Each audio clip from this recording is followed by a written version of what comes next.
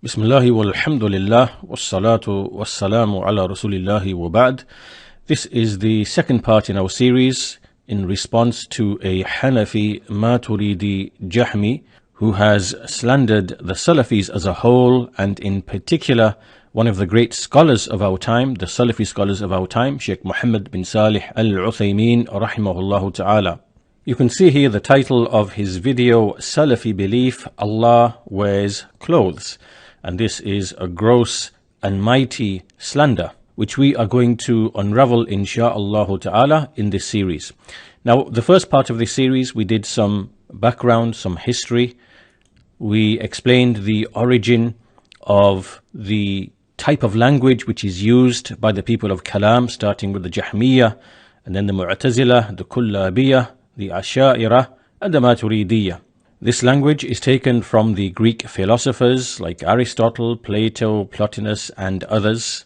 And we also cited some statements from a number of academic papers and publications indicating that this language of the Jahmiyyah and their offshoots, when they speak about Allah or when they negate from Allah subhanahu wa ta'ala, that it traces back directly to the Greek philosophers. They are the ones who basically said that God is without body, without imperfection, without limit, without mutability, without temporality, without parts, and whatever is similar to this. This is called classical theism. It is also called negative theology, and this is what Jahm bin Safwan brought into the Ummah, and this is what the speech of the Asha'ira and the Maturidiyah, what it refers back to, what it returns back to.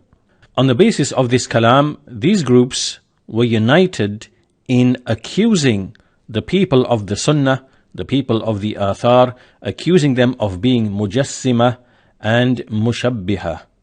And the Salaf themselves, they experienced and they witnessed this, and that's why we have numerous statements from them stating that when so-and-so accuses you of being a mushabbih, then know that he is a Jahmi. And we can give a sample of those statements at this point. Here we have, for example, the statement of Abdullah ibn al-Mubarak rahimahullah ta'ala. He died in the year 181 after Hijrah. Man qala laka ya mushabbih fa'lam annahu Jahmi. Whoever says to you, O mushabbih, O anthropomorphist, know that he is a Jahmi. And Ali bin al-Madini rahimahullah, he died 234 Hijrah, and he said, Man qala fulanun mushabbih alimna annahu Jahmi. Whoever said so-and-so is an anthropomorphist, we come to know that he is a Jahmi. And similarly, Ishaq bin Rahuya, all of these are great Imams of the Salaf. He said, علامة جهم وأصحابه دعواهم على أهل السنة والجماعة ما أولعوا به من الكذب أنهم مشبهة بل هم المعطلة. He said, a sign of Jahm and his companions is their claim against Ahlul Sunnati wal Jama'ah, that which they have devoted themselves in terms of lying against Ahlul Sunnah, that they are mushabbihah, that they are anthropomorphists.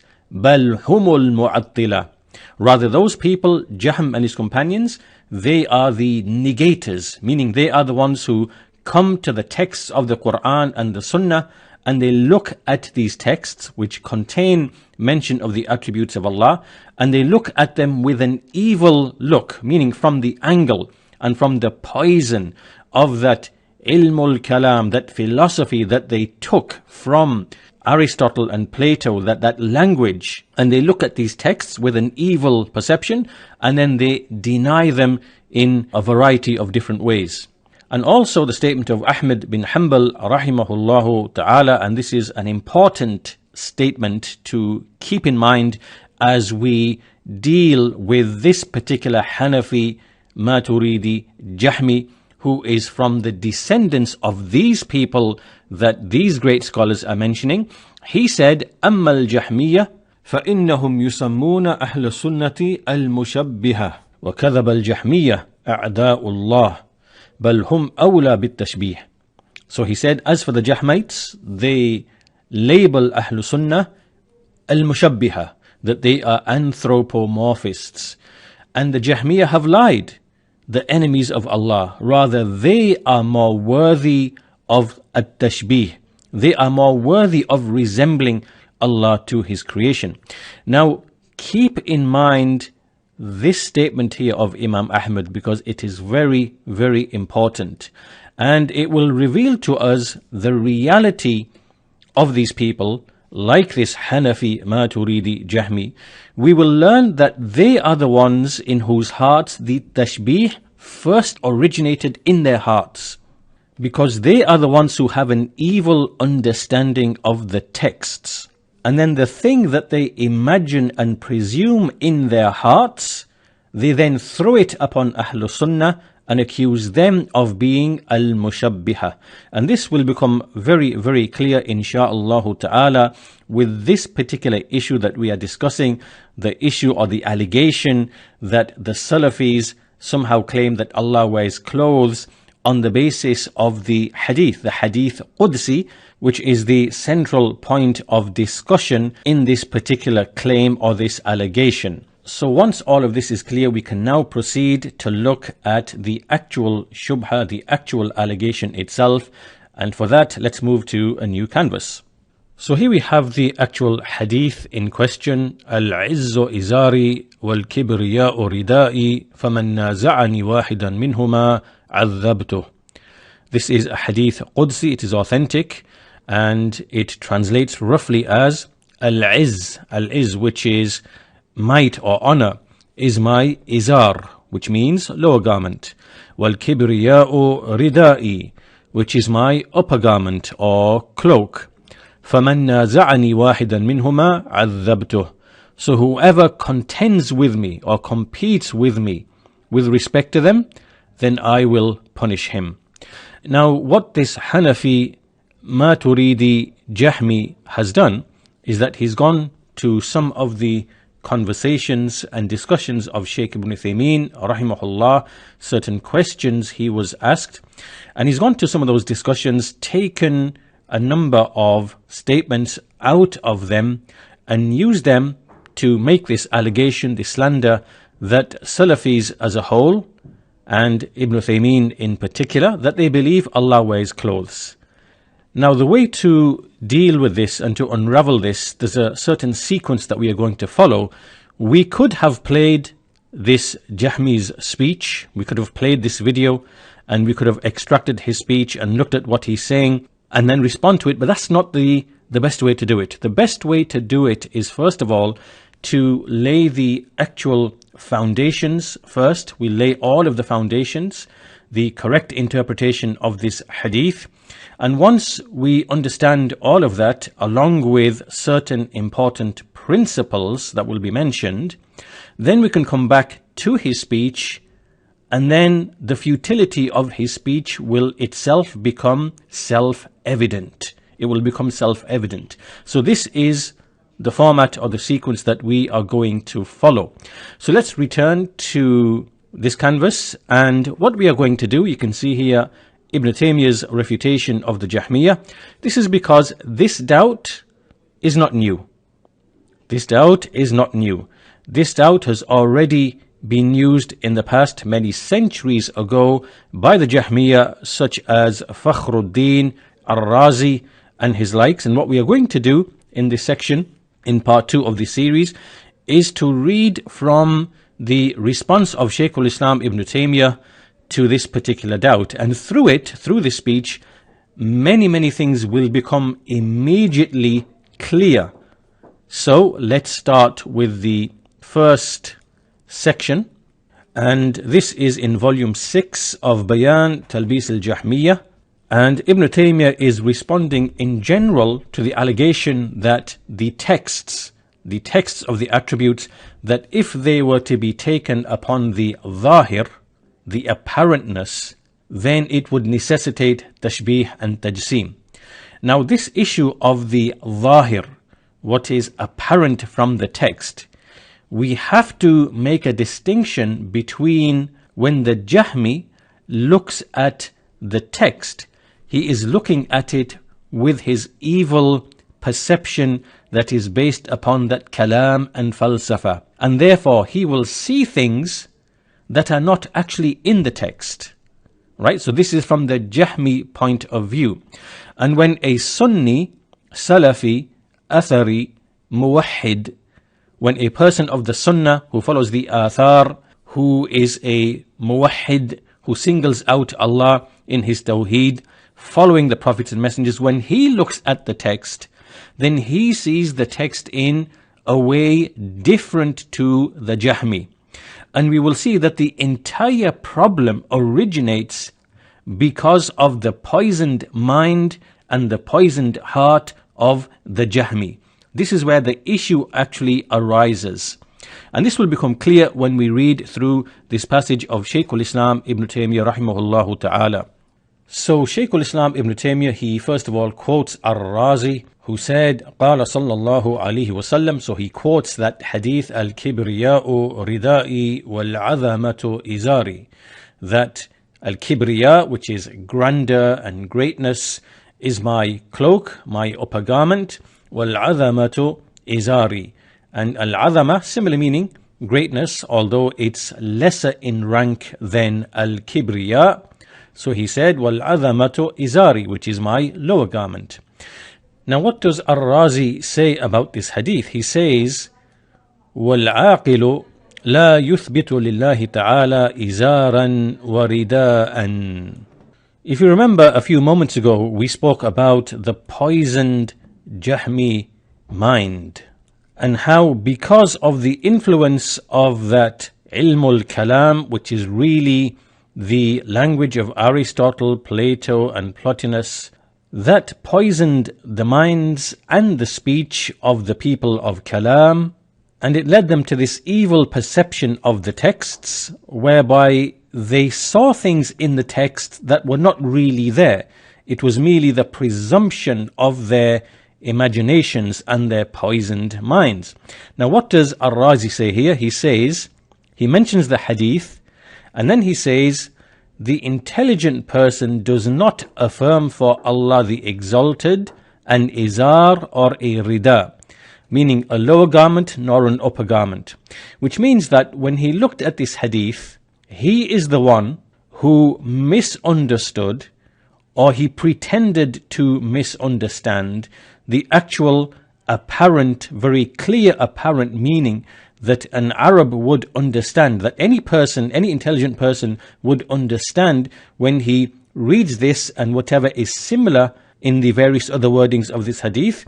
So the point being that Razi is claiming and assuming from his poisoned Jahmi mind, as is this Jahmi right here, he is assuming that the izar and the rida that is mentioned in this hadith, it is an actual, real, physical garment made of, for example, cotton or whatever it might be, and that is what a person would understand when he reads this hadith, and that is the zahir, the apparent meaning of the hadith. And this is from his jahl, which Shaykh al-Islam Ibn Taymiyyah rahimahullah is going to explain in what follows. So first of all, Ibn Taymiyyah rahimahullah, he mentions the hadith, فَيُقَال هَذَا الْحَدِيث فِي الصَّحِيحِ. It is said that this hadith is in the Sahih of Imam Muslim, رواه Muslim, أن النبي صلى الله عليه وسلم قال يقول الله عز وجل, that the Prophet sallallahu alaihi wasallam said, that Allah, the Mighty and Majestic, he said, so this is a hadith Qudsi, العظمة إزاري والكبرياء ردائي فمن نازعني واحدا منهما عذبته. That al-azama, this greatness, is my lower garment, and al-kibriya, which is also a greatness and grandeur, but it is of a greater level than al-azama. Wal-kibriya ridai, it is my upper garment or my cloak. فَمَنْ نَازَعَنِي وَاحِدًا مِنْهُمَا عَذَّبْتُهُ. So anyone who competes with me regarding them, I will punish him. So Ibn Taymiyyah mentions this hadith first. Then he also mentions another hadith, and this hadith does not really seem to have any basis. There is no takhrij for this particular hadith, so we can ignore that.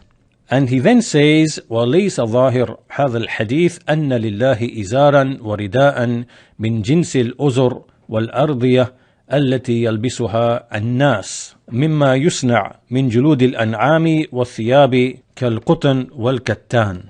So Ibn Taymiyyah explains that the zahir of this hadith, it is not that Allah has a lower garment and an upper garment which is similar to what the people wear from that which is made out of the skins of cattle and garments such as cotton and linen. This is not the zahir of the hadith. And what this means is when an Arab he hears these words and he reads these words, he knows that this is not the actual apparent meaning. The meaning is actually other than this, which is also apparent. It is apparent in the Arabic language that the meaning is other than this.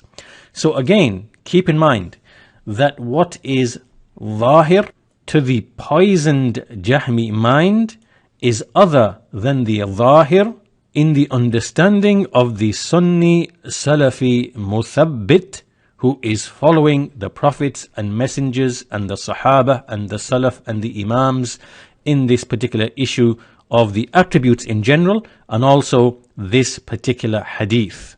So next Ibn Taymiyyah continues, and he makes this issue even more clear. He says, بل الحديث نص في نفي هذا المعنى الفاسد. So he said, rather this hadith is actually a textual negation of this corrupt meaning. In other words, the actual text of the hadith itself negates this corrupt meaning which the poisoned Jahmi mind is assuming to be the zahir of the hadith, apparent meaning of the hadith. And the actual wording of the hadith itself is a negation of that very meaning which Razi, who is from the Jahmiyyah, and this Jahmi here are wrongly claiming to be the zahir of this hadith. He then elaborates upon this point and he says, فَإِنَّهُ لو قال عن بعض العباد إن العظمة إزاره والكبرياء رداؤه لكان إخباره بذلك عن العظمة والكبرياء اللذين ليس من جنس ما على ظهور الأنعام ولا من جنس الثياب. He says that if a person was to say about some of the servants, grandeur or might is his lower garment, and kibriya, greatness or pride, is his upper garment, then by informing other people about this azama and kibriya, which are not of the same category as what we find on the backs of cattle, and nor of the same category as the clothes which are worn by the people, this would make it clear that the meaning of al-azama and kibriya is not the izar and the rida, the lower garment and the upper garment, with this particular meaning, that they are actual things that are worn, made out of cloth and what is similar. ما يبين ويظهر أنه ليس المعنى أن العظمة والكبرياء هما إزار ورداء بهذا المعنى. So in other words, he is saying that if you were to use this same speech and these same words and these same words to speak about a person, that greatness is his lower garment and greatness and grandeur is his upper garment, no one would understand this particular corrupt meaning, that somehow this man has taken a garment from his wardrobe made of cotton and put it on, and that somehow is the kibriya or the azama that he is wearing in the same way that he wears his thobe or his... Nobody understands this. And this is not the zahir of the hadith either. Then Ibn Taymiyyah says, فَإِذَا كَانَ الْمَعْنَى الْفَاسِدِ لَا يَظْهُرْ مِنْ وَصْفِ الْمَخْلُوقِ بِذَلِكَ لأن تركيب اللفظ يمنع ذلك ويبين المعنى الحق فكيف يدعي أن هذا المعنى ظاهر اللفظ في حق الله تعالى. Right, so this is a very important point. He says that when this corrupt meaning that the poisoned Jahmi mind is reading into this text, no one would understand this false meaning if we were to use this speech about a created being, because the construction of the wording in the Arabic language actually prevents that corrupt meaning, and it actually explains the correct and true meaning. So meaning that if we can accept this is the case, if we were to use this language about a created being, then how can Razi, how can this Jahmi and his likes claim that this is the apparent meaning as it relates to Allah the Exalted? And that is because the wording itself in the Arabic language prevents this corrupt meaning, and this will be explained shortly. And if that is the case, then how can Razi now come along and say that as it relates to Allah, the apparent meaning is an actual garment? Right, this is the point being made by Shaykh al-Islam Ibn Taymiyyah. And he says, فَكَيْفَ يَدَّعِي, how can Razi claim أن هذا المعنى, that this corrupt meaning that he is imagining is the ظاهر of the wording, ظاهر اللفظ في حق الله تعالى, that this is somehow the apparent meaning as it relates to Allah the Exalted. الذي يعلم كل مخاطب أن الرسول صلى الله عليه وسلم لم يخبر عنه بلبس الأكسية وثياب القطن والكتان. So how can he claim that this hadith, the ظاهر of this hadith, it is that the messenger is somehow explaining that Allah is, wearing clothes, so to speak, when everybody knows that in this hadith the Messenger of Allah is not informing about Allah, that he is wearing garments and clothes made of cotton and linen and the likes. These garments which people need in order to repel heat and cold and to conceal the aura. Everybody knows that. Everybody knows this is not what the Messenger of Allah is informing. Then Ibn Taymiyyah says, to presume this, to claim that this is the ظاهر of the hadith, as is done by Razi and this Hanafi, Maturidi, Jahmi and their likes. Ibn Taymiyyah says, وَهَذَا أَقْبَهُ مِمَّنْ يَزْعَمْ أَنَّ قَوْلَهُ. So he says that this is more repugnant than the one who claims, for example, that the statement in the hadith, إِنَّ خَالِدًا سَيْفٌ min suyufillahi sallallahu ala al-mushrikeen. Indeed, Khalid, meaning Khalid bin al-Walid, is a sword from the swords of Allah which Allah has unleashed against the mushrikeen, the polytheists. So Ibn Taymiyyah is saying that no one understands that anna Khalidan min hadid, that Khalid is somehow made of hadid, made of iron. Nobody hears this speech and thinks the ظاهر of this hadith is that Khalid is made of iron. Nobody thinks that. But if someone was to think that Khalid is made of hadid, then his affair would be less severe than the one who thinks, like Razi and the Hanafi Maturidi Jahmi, that the ظاهر of this hadith is that Allah wears clothes.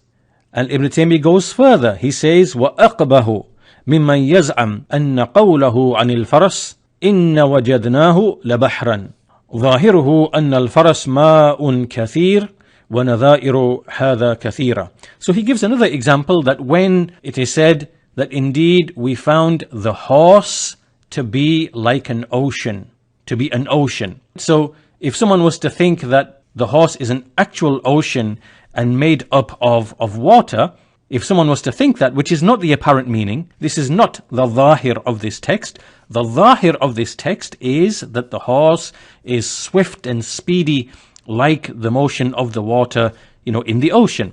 So if anybody was to incorrectly think that this is the zahir of this text, then he is less repugnant than the one who thinks that this hadith about Allah's azama and his kibriya, the one who thinks this is an actual garment. So this is really the first point. What is the first point? It is that the poisoned Jahmi mind is the one that is operating on the premise that it is the zahir, the apparent meaning of the hadith, that it refers to an actual garment. Then Ibn Taymiyyah says, وَإِذَا كَانَ هَذَا الْمَعْنَى الْفَاسِدْ لَيْسَ ظَاهِرُ الْحَدِيثِ بل نص الحديث الذي هو أبلغ من مجرد الظاهر ينافيه. He says, when it is the case that this corrupt meaning is not the actual zahir of the hadith, rather the actual text, the wording of the hadith, which is more far-reaching than the actual zahir, the actual text of the hadith negates that this is the actual zahir of the hadith. So when that is the case, كَانَ مَا ذَكَرَهُ بَاطِلًا, then what Razi mentions, then it is batil, it is false. In other words, the very wording of the hadith itself negates that the corrupt meaning assumed and imagined by Razi, the very wording of the hadith actually negates that. That is not the actual zahir of the hadith. That is the zahir of the hadith to the Jahmi. But as to the people of the Sunnah, the zahir of the hadith is something else, which Shaykh al-Islam Ibn Taymiyyah rahimahullah is going to explain in what follows. Next he says, فَالتَّعْبِير أَنْ هَاتَيْنَ الصِّفَتَيْن بِإِضَافَةِ الرِّدَاءِ وَالْإِزَارِ إليه فهذا لا يحتاج إليه في رد ما قال لكن فيه زيادة الفائدة. So basically what Ibn Taymiyyah is explaining here is that the mere fact in the Arabic language that Allah Azza wa Jal has made idafa, He has annexed these two attributes to ar-rida and al-izar. So He said, al-azamatu izari wal-kibriya ridai. This in itself is sufficient to refute the doubt of Razi. This in itself should make it very clear as to what is the actual apparent and intended meaning. However, Ibn Taymiyyah is going to elaborate upon that because there is going to be some additional benefit in doing so.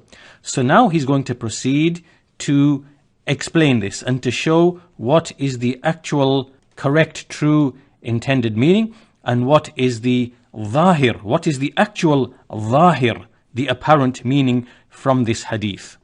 So next Ibn Taymiyyah rahimahullah, he quotes from Al-Khattabi, who is Abu Sulaiman Al-Khattabi, and others who have said the same thing. So they gave the explanation of this hadith and they said this hadith means that Allah is saying, إِنَّ الْمَعْنَى أَنِّي مُخْتَصٌ بِهَاتَيْنِ الصِّفَتَيْنِ, that indeed I am unique in possessing these two attributes. كاختصاص المعتزر المرتدي بإزاره وردائه, that I am unique in possessing these attributes just in the same way that every man who wears an izar and wears an upper garment, he is unique in that garment, meaning that when you wear your garment, is there another man who is jointly wearing your garment with you? Of course not. We never ever see this. Nobody sees this. Every man is wearing his own garment. So because this is something we all know, we know that we are all unique in our own garments. Only we are wearing them. So in the same way, Allah Azza wa Jal is unique in having these two attributes. So therefore it is not befitting, فَلَا يَصْلُحُ أَنْ أُنَازَعَ فِيهِمَا. It is not befitting that I should be contended with respect to these two attributes, that I should be competed with respect to these two attributes. So this is the explanation of Abu Sulaiman al-Khattabi, and there are other scholars who have given the same explanation as well. And then Ibn Taymiyyah goes on to explain on the basis of this statement of al-Khattabi. He says, وَهَذَا كَلَامٌ مُجْمَلٌ, this is general speech. وَبَسْطُ ذَلِكَ يَحْتَاجُ إِلَىٰ أَنْ يُعْرَفْ أَنَّ جِنْسَ اللِّبَاسِ فِي كُلِّ مَا يُضَافُ إِلَيْهِ بِحَسْبِهِ. So this now is the key to understanding the issue. He says that the elaboration of this requires us to know that when we speak about al-libas, this word al-libas, the category of al-libas, that whenever it is annexed or attached to anything, then it takes a particular meaning. So when we ascribe the word libas to something, then it takes on a particular meaning. When we leave it on its own, libas, what do we understand? We have a general meaning of the word libas, but whenever it is attached or annexed, when idafa is made with respect to it, then it takes on a particular meaning.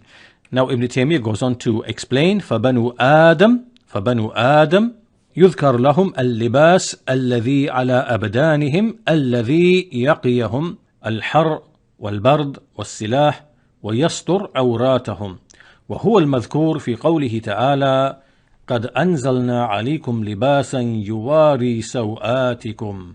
Ibn Taymiyyah says that the clothing which is on the bodies of men, they have been reminded of this in the Quran, this clothing that protects them from the heat and from the cold and from weapons, and which also conceals their awrah, their private areas.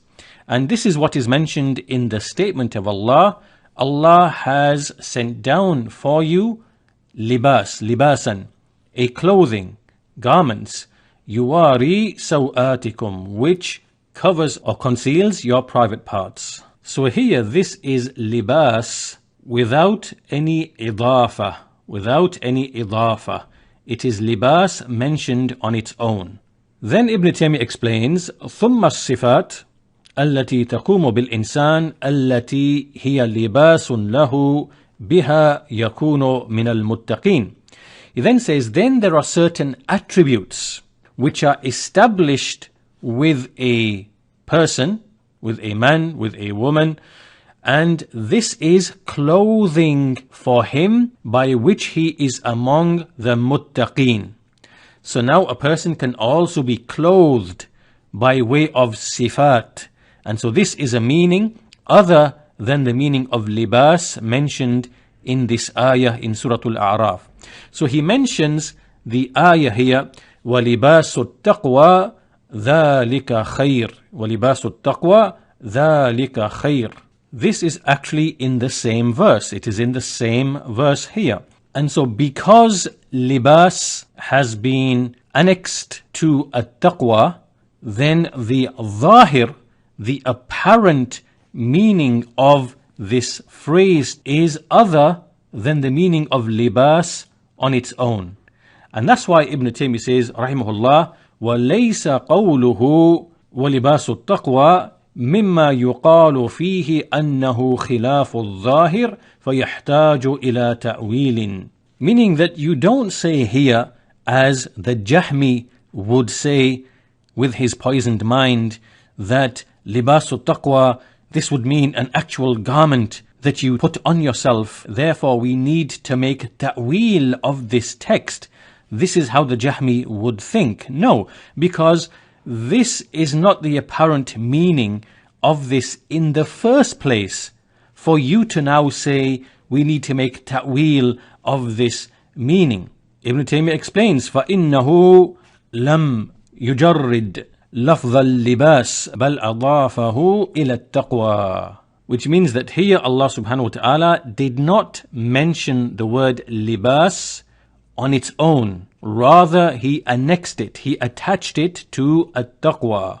And then he goes on to say, وَهَذَا قَدْ يَعُمُّ اللباس الظاهر الذي يتقى به والأخلاق والأعمال الصالحة ولهذا تجعل هذه الصفات ظرفا للموصوف كما قد يجعل هو محلا لها فيقال فلان في علمه وحكمه وصدقه وعدله من خيار الناس. So basically what he's explaining here is that the word al-libas is general. It can apply to different things, and included in those things are either clothing, the apparent clothing by which protection is intended, or it can also mean al-akhlaq. It can be your manners. It can be al-a'mal as-salihah, your righteous actions, and it can be sifat. It can be attributes which are like a clothing, conceptually speaking, for you. Then Ibn Taymiyyah continues and he says, وَلِبَاسُ الْإِنسَانِ مِنْهُ مَا لَا يَصْلُهُ مُشَارَكَةُ غَيْرِهِ فِيهِ كَالْإِزَارِ وَالرِّدَاءِ وَالسَّرَاوِيلِ وَنَحْوِ ذَلِكَ. That from the actual clothing of a man, from it is that which is not befitting for it to be shared with other people, such as his lower garment and his upper garment and his trousers. These things you do not share and wear jointly with other people. And if a person was to do this, then this would bring about deficiency and harm, which a person would feel that if someone asked him to share his clothing or his garments, he would actually prevent a person from that. And upon that meaning, these attributes of al-kibriya wal-azama, as Ibn Taymiyyah says, they are not befitting except for Allah, the Lord of the worlds. Al-Rabb, Al-Khaliq, Al-Bari, Al-Ghani, Al-Samad, Al-Qayyum, Dun al-Abd al-Makhluq al-Faqir al-Muhtaj.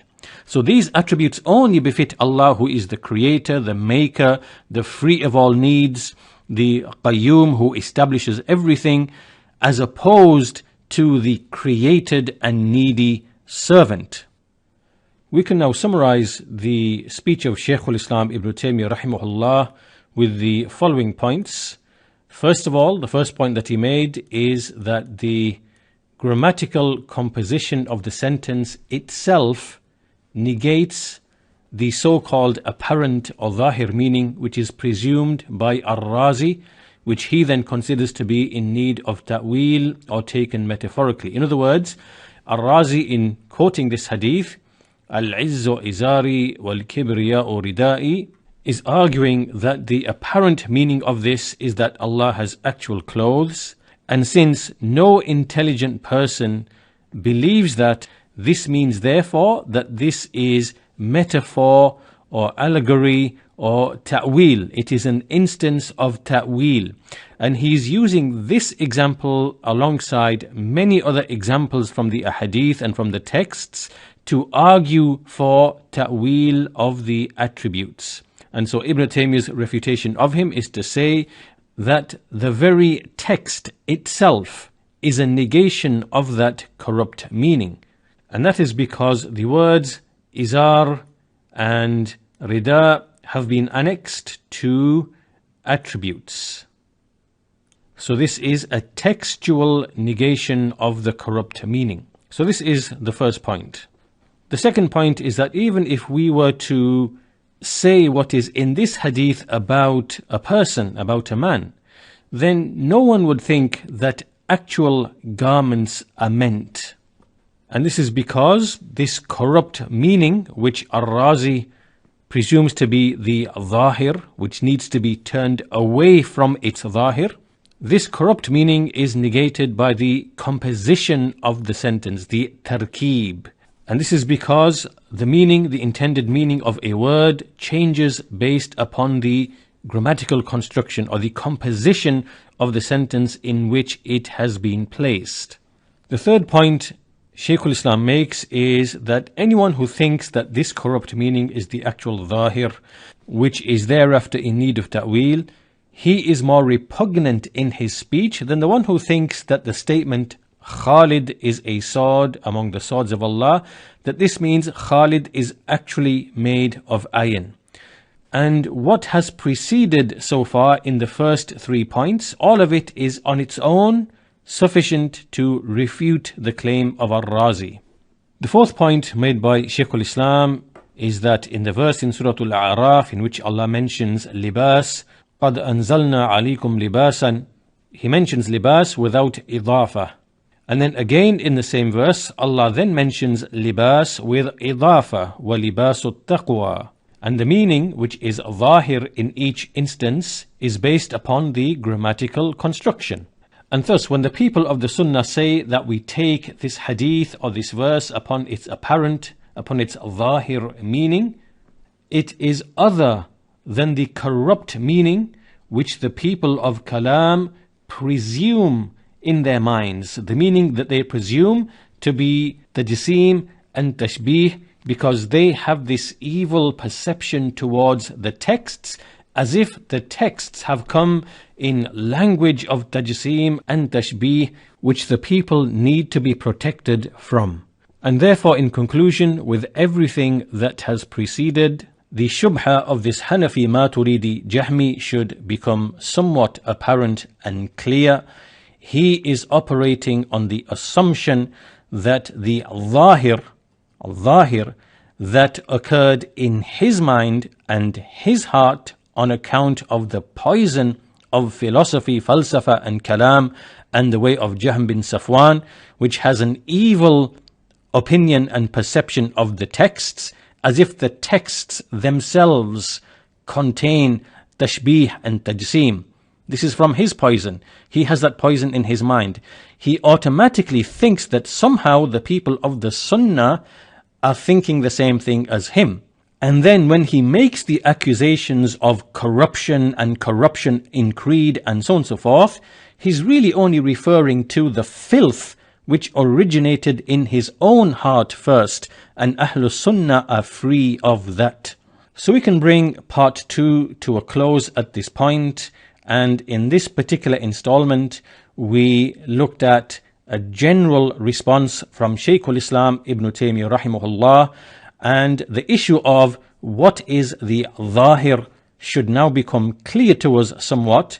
And in the parts to follow, we are also going to address the issue of when we say haqiqah, that an attribute is true and real.